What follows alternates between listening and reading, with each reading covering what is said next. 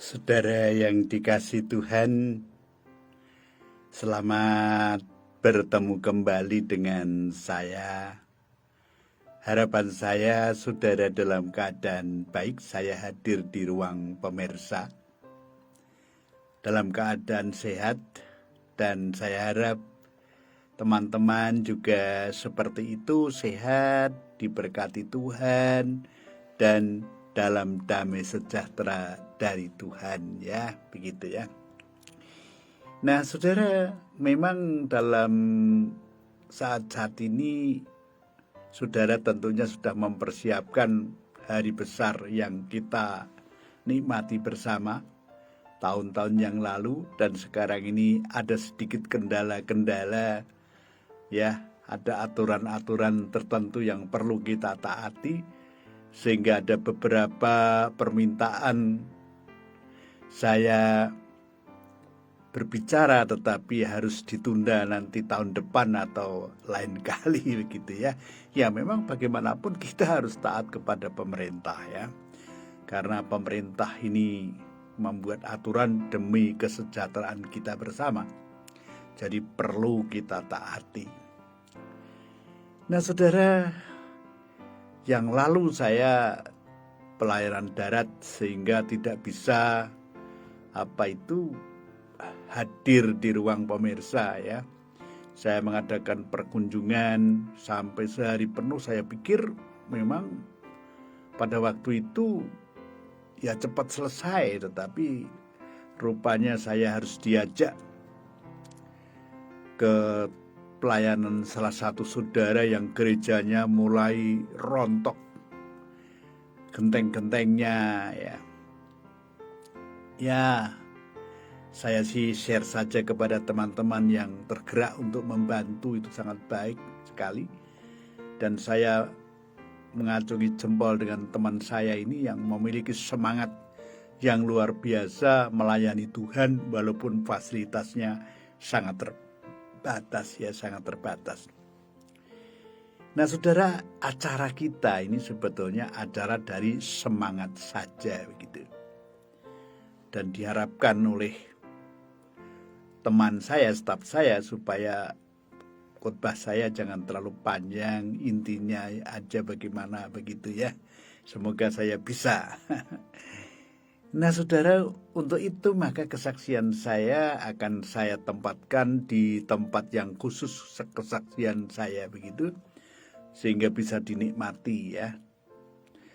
Nah, kali ini, ya, dalam renungan kita bersama, saya memberi tema tuaian bagi yang melakukan kebenaran.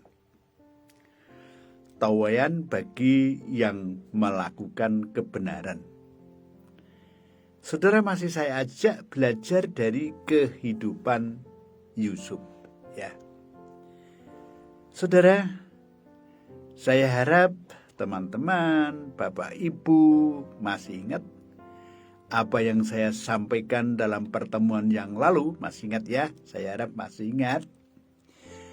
Waktu itu saya memberi tema sikap kita, bagaimana ketika kita menghadapi saudara kita dalam kesusahan, dalam kesesakan hidup, bagaimana kita menyikapinya. Nah, selama ini bagaimana kalau saudara melihat teman, melihat sahabat yang dalam keadaan susah? Apakah saudara dan saya tergerak untuk menolongnya? Atau cenderung kita membiarkan? Paling tidak kita mendekati, kita tepuk bahunya, aku akan berdoa untukmu.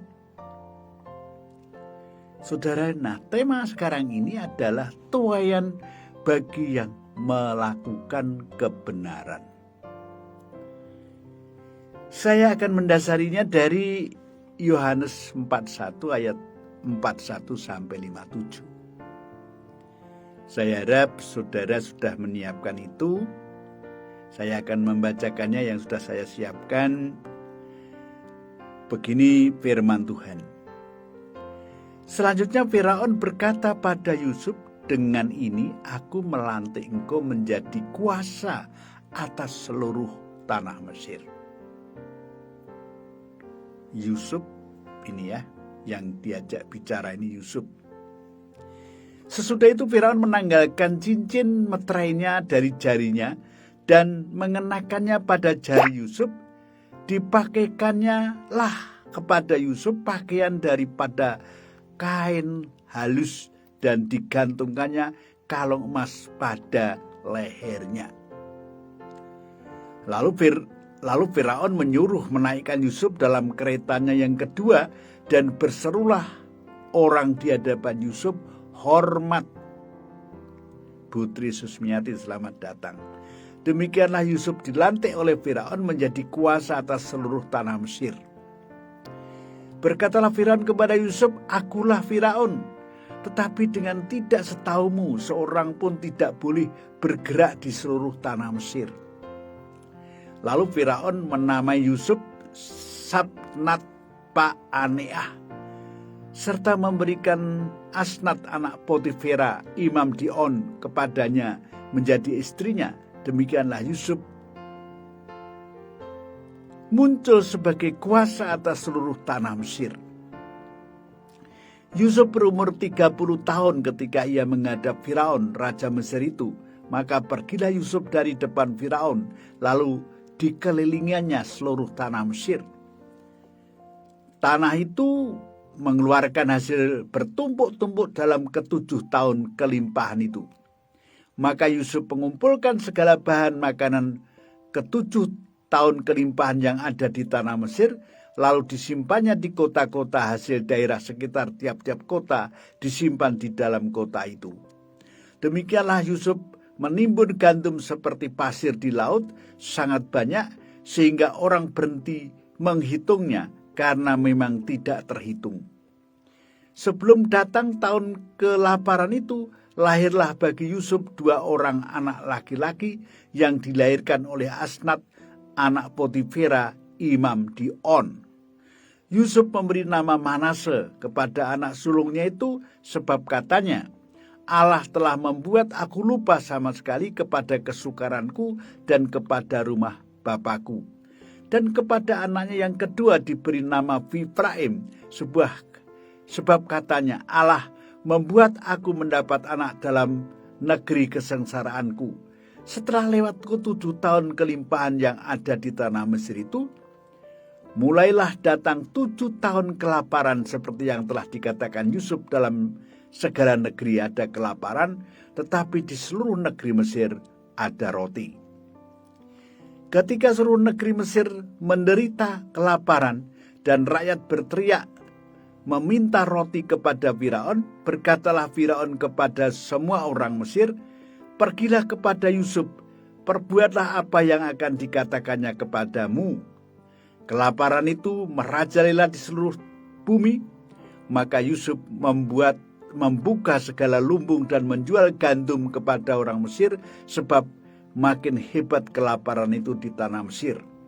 Juga dari seluruh bumi datanglah orang ke Mesir untuk membeli gandum dari Yusuf, sebab hebat kelaparan itu di seluruh bumi. Demikianlah landasan apa yang akan kita bicarakan pada pertemuan ini. Mari sebelum kita lanjutkan, kita berdoa dulu.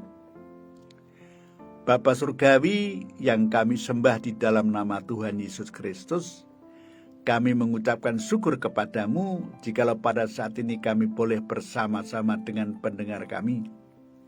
Kami mengucap syukur atas tuntunan Tuhan bagi teman-teman yang sekarang sakit. Kami mohon supaya Tuhan menyembuhkan, yang mengalami kesukaran hidup supaya Tuhan permudah, yang sekarang mengalami kelemahan iman supaya Tuhan kuatkan. Terima kasih Tuhan, dalam nama Tuhan Yesus kami berdoa, haleluya, amin. Nah, ini ada Putri Susmiati ya. Saudara, kalau kita memperhatikan apa yang kita baca tadi,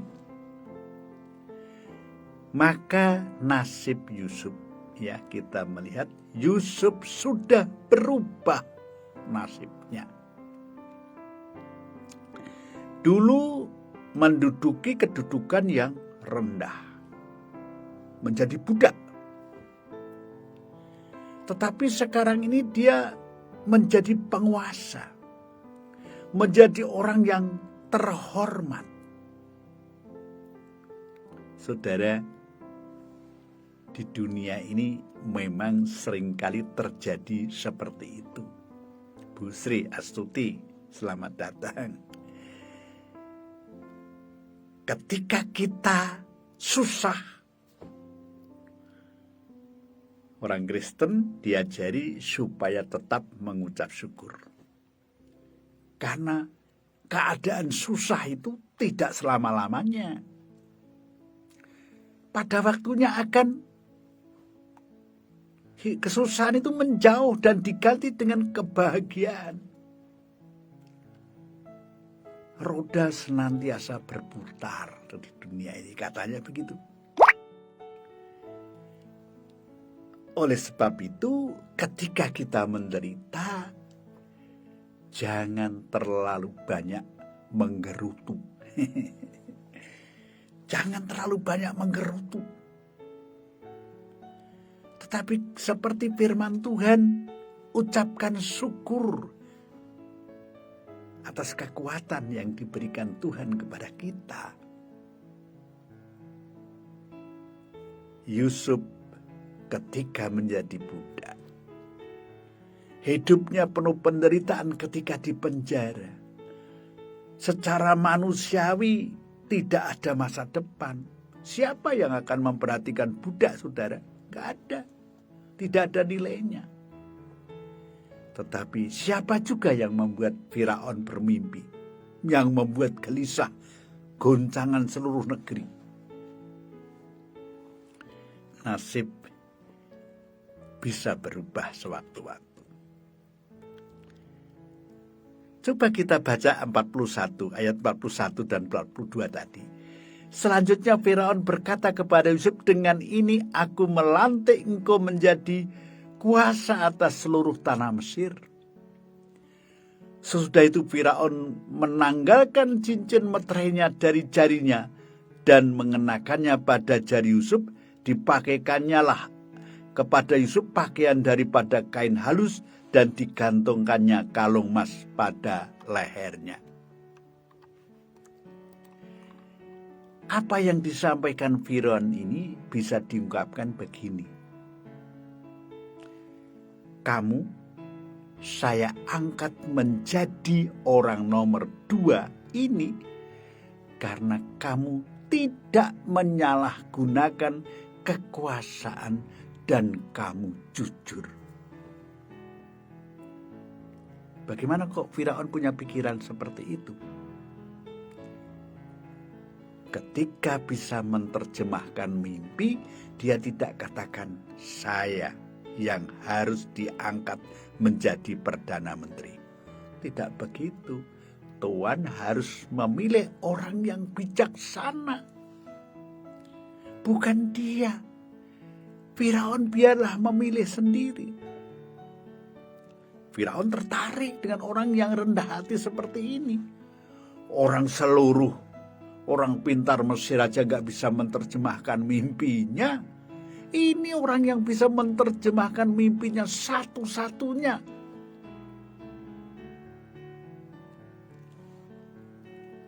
Ternyata tidak berambisi menjadi orang yang memiliki kedudukan.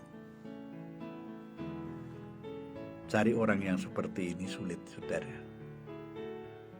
Yang penting saya mengerjakan tugas saya.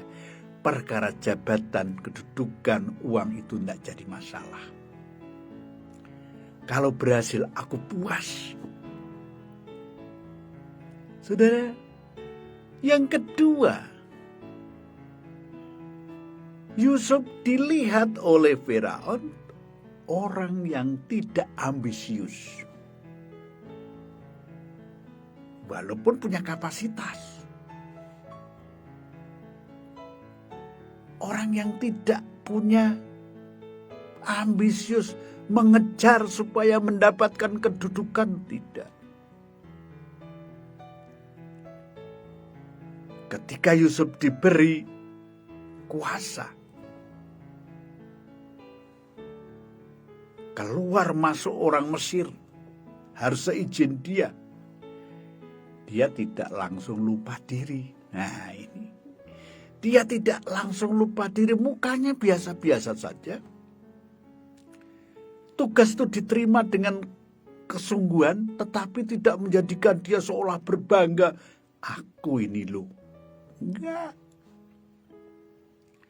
Walaupun diberi kuasa mengatur keluar masuknya orang Mesir, tetapi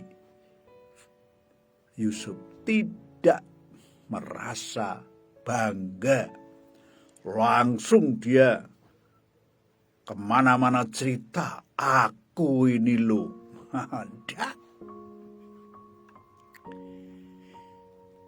Lantas perkataan Firaun dibuktikan dengan pemberian cincin sebagai tanda bahwa kekuasaan di tangan Yusuf itu sah, sudah seizin sang raja, sepengetahuan sang raja, tanda kepercayaan cincin itu. Kalau sekarang ya SK, surat keputusan, ini loh ada buktinya. Saya waktu diundang khotbah di suatu gereja, katanya ada 27 gereja ya, jadi satu begitu. Nah saya diundang, ditanya dulu, minta maaf bapak-bapak ini tamatan sekolah apa gitu ya. Terus saya, saya ini mau khotbah 30 menit saja ditanya tamatan apa. Kalau saya tamatan sekolah yang tidak dikehendaki, apa saya jadi diundang? Maka saya katakan kepada bapak itu, wah kalau sampai harus ditanya seperti itu ya lebih baik mengundang yang lain saja pak. Saya katakan begitu. Lah ini khotbah 30 menit harus memberikan ijazah saya. Saudara, ada lagi yang begitu menanyakan, bapak kok bisa mengaku sebagai pendeta? Terus bapak ini siapa yang mengangkat? Saudara, ya saya tunjukkan, sekarang ada WA. Jadi surat keputusan sinode, peneguhan, surat keterangan lain, tak foto, tak kasih sama dia. Terus minta maaf orangnya. Ya memang harus ada tanda. Jangan ngaku-ngaku gitu. Ya saya enggak jadi masalah sih. Orang boleh meragukan kita, boleh menanyakan kita terbuka saja. Saudara yang dikasihi Tuhan, kalau sudah diangkat begitu, Firaun tidak main-main, harus diberi fasilitas. Apa? Kereta. Saudara, kereta yang kedua diberikan sebagai fasilitas Yusuf kalau ada peninjauan kemana-mana ke daerah-daerah. Itu karena punya kedudukan. Saudara yang dikasihi Tuhan, luar biasa Firaun ini. Terus belum selesai. Seluruh negeri diperintah oleh Firaun untuk memberikan hormat kepada Yusuf, termasuk prajurit-prajurit. Ya, Ibu Sianwa, selamat datang. Ini Yusuf yang dulu budak, tidak berharga, tidak terhormat, tiba-tiba sekarang menjadi orang yang terhormat, punya kedudukan, punya kekuasaan, punya kewenangan. Siapa yang menyangka? Dan Yusuf sendiri pasti tidak menyangka kalau akan seperti itu hidupnya, nasibnya. Nah sekarang coba kita bandingkan dengan zaman sekarang. Orang lupa, ya, orang itu kebanyakan, tidak semua. Orang itu kebanyakan lupa mendapatkan kedudukan itu merupakan anugerah yang maha kuasa. Saya ingat salah seorang Kristen mengatakan bahwa kedudukan itu karunia Tuhan. Maka harus dipertanggungjawabkan untuk kemuliaan Tuhan. Nah saudara, tetapi banyak orang lupa bahwa kedudukan itu bukan anugerah, tetapi kedudukan yang bisa saya dapat, saya sampai meraih seperti ini karena aku ini orangnya cerdas. Aku ini orangnya pendekatannya bagus. Ini adalah hasil jerih payah saya sendiri. Ada orang yang seperti itu, saudara. Dia lupa. Ada yang mendoakan. Itu juga merupakan sumbangsih yang sangat luar biasa loh, saudara. Teman-teman yang membuka peluang. Dipilih kan? Yang berikutnya, Allah bekerja di dalam pengangkatan memiliki kedudukan itu. Bu Suci Lestari Wibawa, selamat datang. Saudara, jangan merasa kalau kita punya kedudukan, kalau kita punya kekuasaan itu karena prestasi kita. Salah besar, itu semua karena anugerah Tuhan. Mbak Yanti Ungaran, selamat datang. Saudara, bagaimana sikap kita kalau ada teman mendapatkan kedudukan seperti itu? Misalnya, teman gereja kita. Adakah di hati kita ini curiga, orang ini kok bisa diangkat itu karena apa ya? Pak Heri Sumo Salimin, selamat datang. Burus Mauli. Nah saudara, apakah kita iri? Atau kita tetap mendoakan? Saudara yang dikasihi Tuhan. Atau kita mencela, pasti itu nyogok. Saudara, inilah zaman sekarang kadang-kadang orang lebih melihat dari negatifnya daripada positifnya. Ada cacat sedikit teman kita, wah sudah mulai ada kusak-kusuk sana sini. Tidak melindungi, tidak menemani, tidak menolong. Nasib jeleknya di kusak-kusuk sana sini. Ini bukan sikap orang Kristen. Bukankah Tuhan katakan buluh yang mau patah tidak dipatahkan tapi ditegakkan? Kalau ada lampu yang mau mati tidak ditiup tetapi mencoba dibesarkan. Artinya menjadi orang Kristen harus senantiasa memberi pengharapan yang baik kepada rekannya sesamanya. Tetapi kalau kita mendapat kedudukan yang baik, jangan merasa bahwa kedudukan itu hasil daripada jerih payah kita. Tetapi ini juga karena dukungan teman-teman kita, baik doa maupun dukungan yang lain. Dan yang terpenting, itu semua karena anugerah Tuhan. Bu Arti Rusman, Bu Winarti, selamat datang. Nah saudara, dan inilah kita belajar dari Yusuf. Ketika mendapat kekuasaan, dia tidak langsung, aku ini bukan. Dia bisa menerjemahkan mimpi orang lain tidak bisa. Dia katakan Tuhan harus memilih, mencari orang yang bijaksana di dalam mengatur negeri. Tidak menonjolkan diri Tuhan, aku saja ya. Tidak, saudara. Saya ingat teman saya ketika mau ditapiskan pendeta senantiasa menolak. Jangan Pak, saya belum siap. Sudah pelayanan sekian tahun masa belum siap? Iyalah nanti aja lah. Tahun berikutnya tawari lagi. Majelis minta, maulah. Senantiasa menolak. Saudara,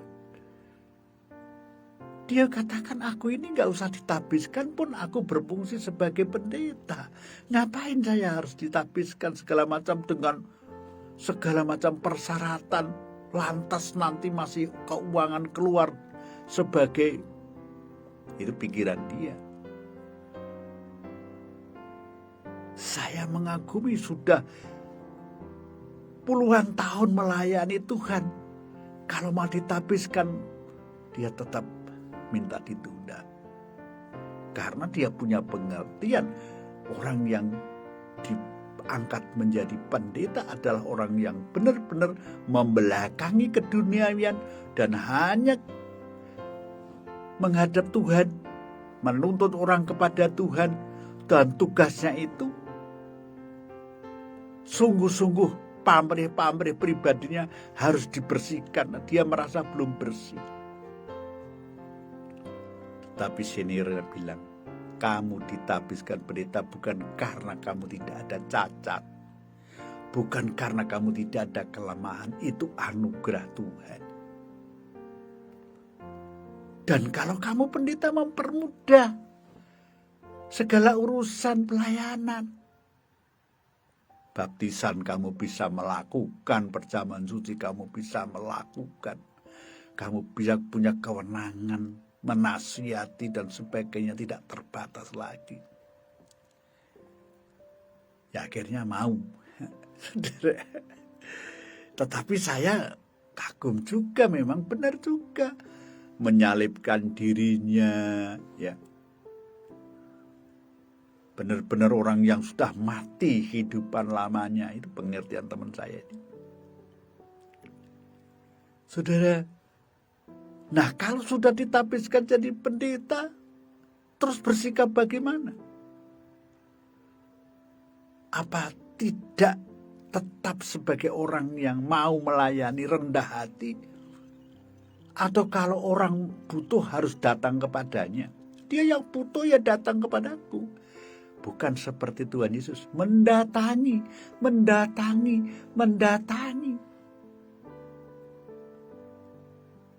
Saudara,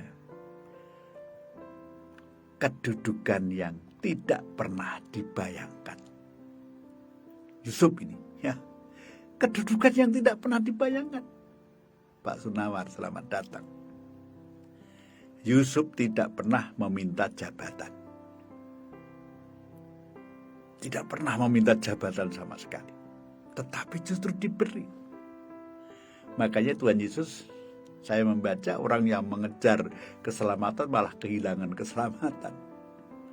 Saya perpanjang, kalau orang mengejar nama malah kehilangan nama. Orang yang mau mengejar kedudukan malah nggak dapat kedudukan. Ya. Yusuf tidak punya ambisi cari kedudukan. Dia malah justru orang yang demikian cocok untuk diberi kedudukan. Dan yang berikutnya, Yusuf tidak pernah meminta upah oleh karena bisa menerjemahkan mimpinya. Ayo upahku berapa? Tidak. Tidak ada hitungan seperti itu. Dan tidak memberi persyaratan nanti saya keluarkan dari penjara ya, setelah saya bisa. Tidak. Dia diem aja. Karena kalau Tuhan masih menghendaki dia masuk lagi ke penjara, ya itu tidak bisa diusahakan secara manusia. Saudara, Yusuf merupakan figur yang bisa kita pelajari di dalam kehidupan kita. Ada teman hamba Tuhan, ketika diundang khotbah di suatu desa,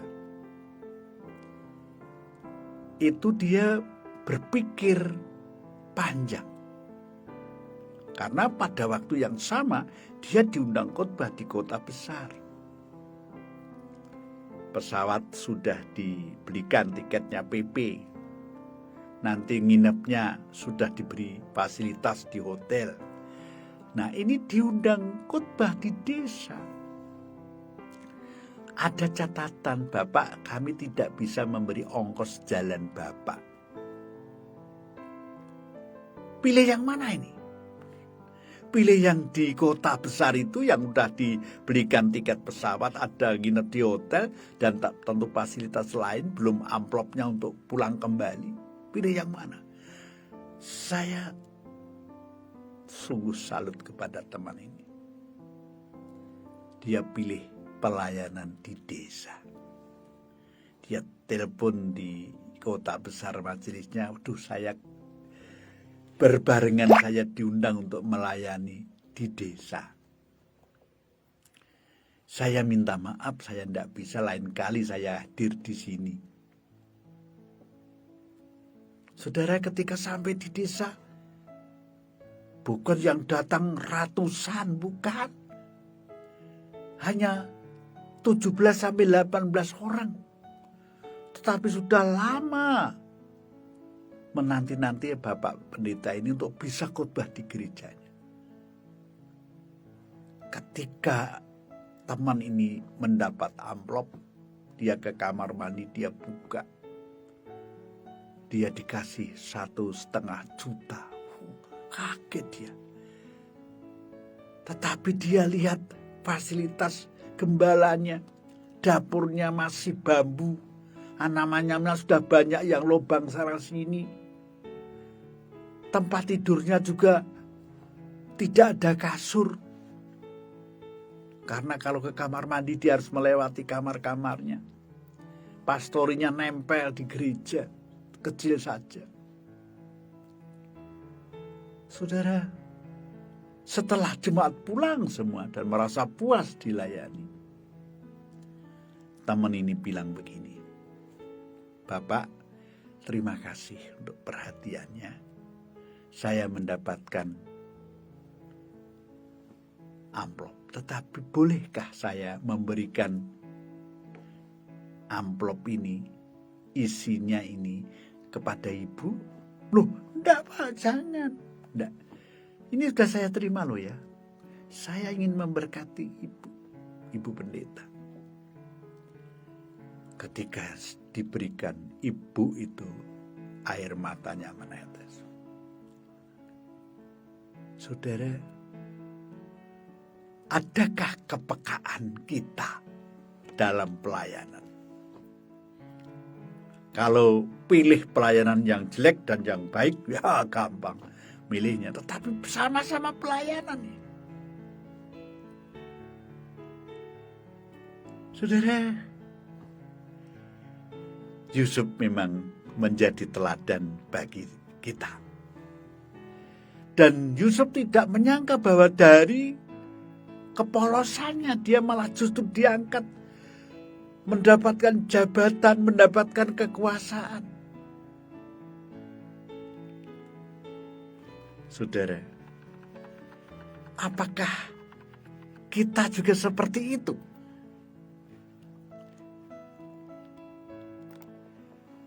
Saudara yang dikasihi Tuhan, kiranya apa yang saya sampaikan ini memberkati saudara.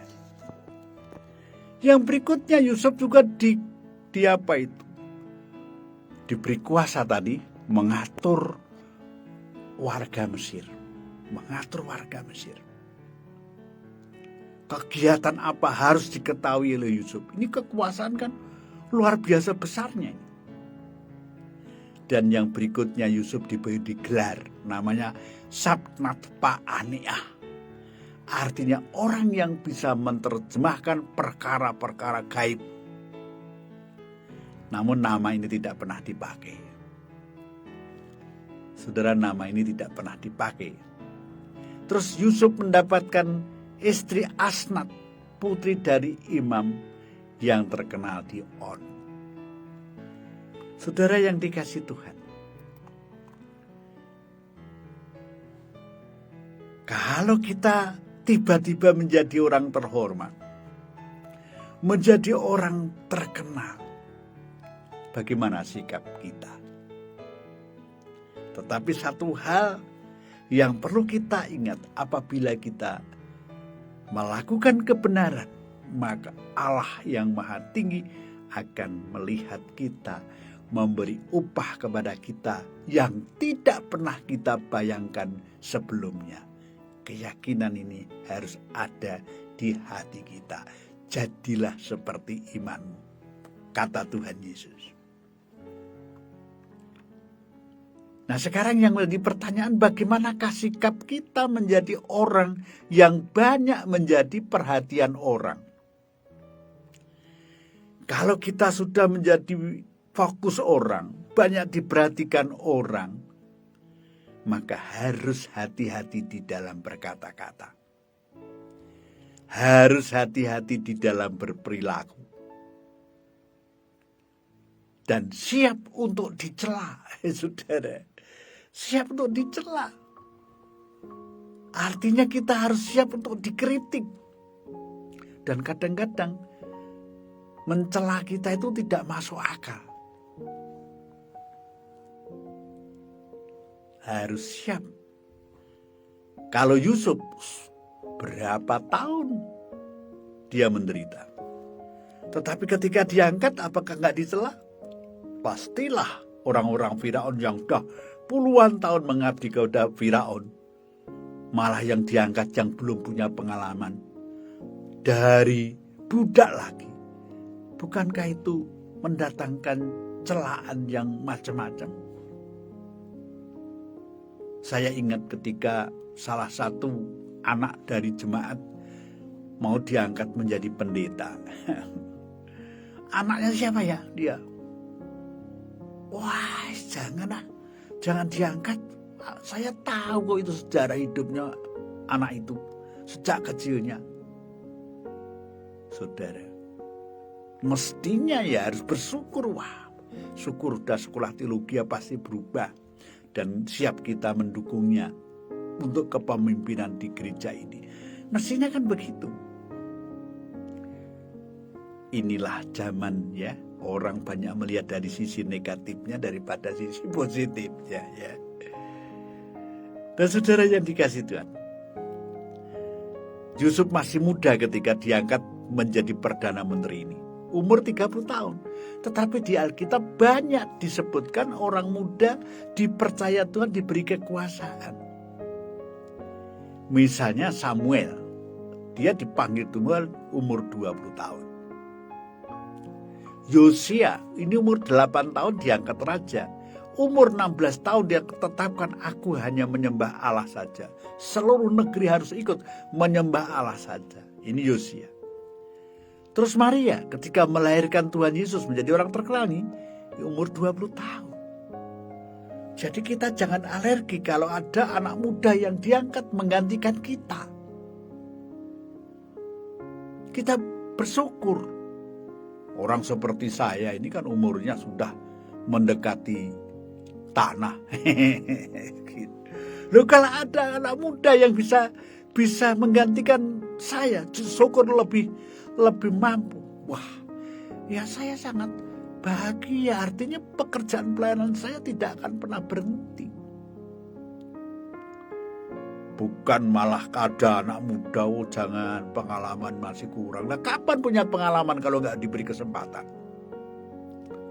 Wah, ini anak muda ini terlalu khotbahnya terlalu tinggi. Ya memang dia keluaran dari sekolah, masih hangat-hangatnya ya dikeluarkan semua lah. Wah, tetapi kegotong royongannya kurang peka terhadap zaman. Ya dilatih lah, dikasih tahu lah. Mau pilih yang kayak apa? Saudara yang dikasih Tuhan, kita ini nggak tahu. Ini teman saya contohnya ini, makanya saya agak ini karena saya ikut layat ya, kremasi teman saya. Terus ada pelayanan sore ya. Apa pelayanan saya sore itu? Bukan khotbah, ngantar ibu-ibu. Kebaktian wanita saya jadi setir. Ya saya takut nanti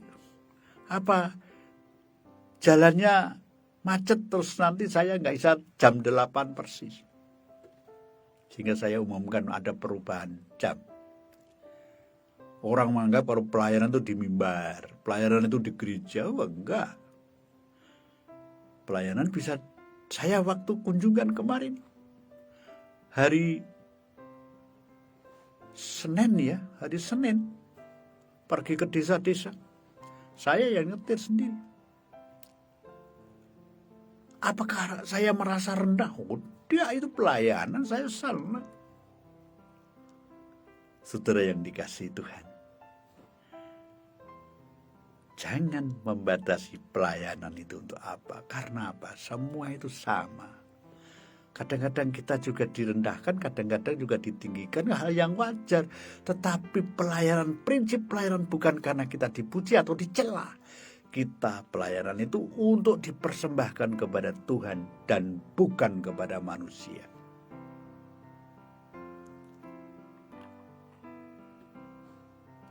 Yusuf setelah menderita dari umur 17 tahun sampai 30 tahun, Tuhan memberi upah atas derita yang dialami, dan juga di dalam derita dia melakukan kebenaran.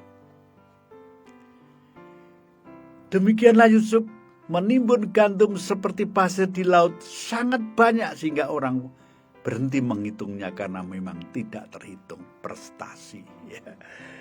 Pelayanan itu mesti harus ada hasilnya. Pelayanan itu kelihatan dari ketekunan kita, kesungguhan kita, tidak patah semangat kita ketika kita mengalami kegagalan. Saya pernah ditegur ini, ya, ketika membuka pos pelayanan. Pertama kali memang banyak, ya, 200 orang masuk mau belajar agama Kristen. Nah, setelah dilayani beberapa bulan tinggal 11 orang. Wah, itu saya down. Wah, jauh-jauh, ya, jalannya sulit. Saya terus bilang begini, kita lebih baik bergabung ibadah di gereja induk saja. Jadi di sini sesekali saja pelayanan. Apa orang pertama bilang sama saya? Kalau mengembalakan domba itu seumpama mengembalakan domba mulai dari 1 atau mulai dari 100, Pak. Saya kaget saya. Ada 11 orang di sini, masa Bapak nggak mau datang? Bapak ini gimana sih? Jadi pendeta kok seperti itu? Waduh, saya ditegur, akhirnya saya layani, saudara. Ya memang benar kata Bapak itu. Mau mengembalakan dari berapa? Dari 1 atau dari banyak? Nunggu banyak dulu baru digembalakan. Fritzela Fendi, selamat datang. Rian, ini bendahara gereja saya dulu ini. Nah, saudara yang dikasihi Tuhan, bekerjalah mumpung ada kesempatan. Layanilah kalau ada kesempatan. Tantangan kita, kalau ada teman kita yang mendapatkan keberuntungan, tadi sudah saya singgung sedikit, seperti Yusuf, apakah kita masih mendoakannya?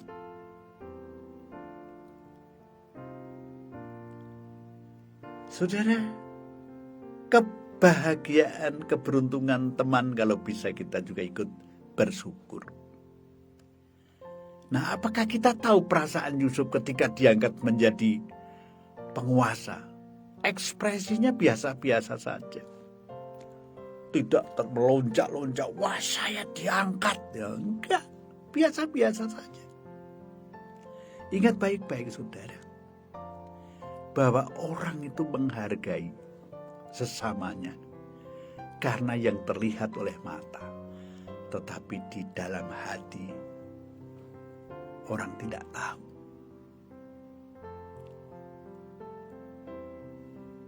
Oleh karena itu biasa-biasalah, jangan membedakan penghormatan. Yusuf walaupun punya kedudukan seperti itu, yang paling kita bisa belajar, dia tidak menambah istri. Istrinya tetap satu. Walaupun punya jabatan, pasti ya kaya raya. Bayarnya pasti tinggi, tetapi istrinya cuma satu. Tidak tambah lagi. Sampai anaknya dinamakan Manase. Dia ingin melupakan kepahitan-kepahitan yang telah dialaminya. Terus yang kedua Efraim. Dia setelah berhasil dan subur di dalam kehidupannya. Nah, apa yang bisa kita pelajari dari semua peristiwa yang kita baca ini, saudara? Yang pertama,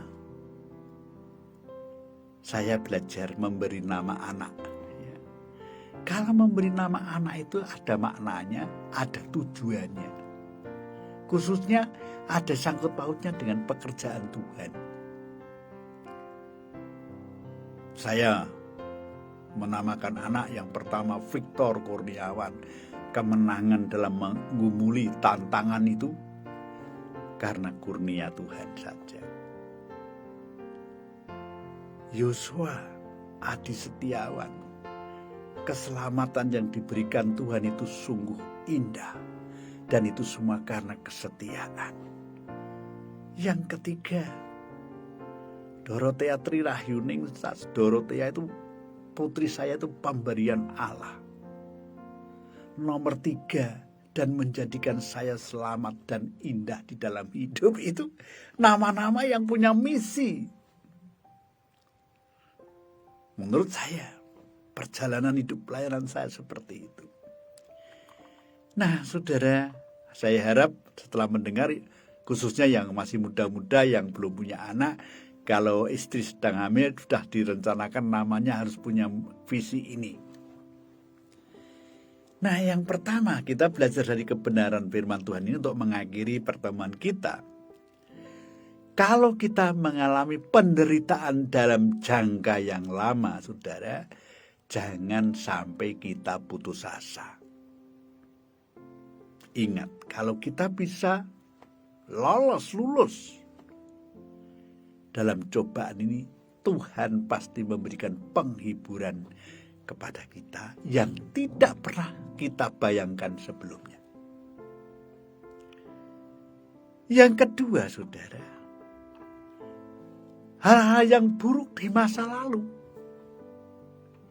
jangan sampai menguasai hidup kita. Hal-hal yang buruk di masa lalu itu jangan sampai menguasai hidup kita. Kita harus bisa mengalahkan pengaruh buruk itu. Kalau kita dikuasai hal-hal buruk di masa lalu, maka kita lemas. Kita tidak berdaya. Jangan sampai dikuasai. Yang berikutnya, jikalau hidup kita diberkati, jangan sampai menjadikan kita lupa. Dan ingat kita yang kekurangan. Kalau ada teman berhasil, puji Tuhan, tidak perlu iri. Saudara, 3 hal itu kiranya menjadi pelajaran bagi kita. Ingat baik-baik. Yang pertama adalah, kalau mengalami penderitaan yang lama, jangan putus asa. Ingat, ketika kita berhasil lolos, maka Tuhan akan memberikan hadiah penghiburan yang tidak pernah kita bayangkan sebelumnya. Yang kedua, jangan sampai kita dikuasai masa lalu yang buruk. Masa lalu tidak pernah bisa kembali, saudara. Ingat di depan sana. Jangan lihat di belakang, di depan, di belakang nggak bisa kita ulangi. Ingat kita di depan. Dan pesan saya, jika hidup saudara diberkati, jangan sampai lupa, jangan sampai sombong, jangan sampai tidak ingat saudara-saudara kita yang dalam kesusahan. Kiranya apa yang saya sampaikan menjadi berkat, mari kita berdoa. Bapak Surgawi, terima kasih hamba-Mu sudah menyampaikan kebenaran. Kiranya apa yang hamba-Mu sampaikan menjadikan berkat bagi teman-teman kami ini. Dalam nama Tuhan Yesus kami mengucap syukur dan berdoa. Haleluya. Amin. Kita bersyukur bahwa internet tidak terganggu. Dan ini puji Tuhan, biasanya terputus di tengah jalan dan saya harus menunggu disambung lagi. Nah, sampai ketemu lagi nanti di minggu malam. Saya membawakan bahasa Jawa ya. Jadi bisa dilihat di YouTube saya ya. Bisa dilihat dari Pujianto atau www.pidmedia.net. Bisa YouTube-nya di Pagar Pujianto. Jangan lupa subscribe, like, dan share untuk mendukung pelayanan saya di dalam memberitakan Injil ini. Sampai ketemu di lain kesempatan.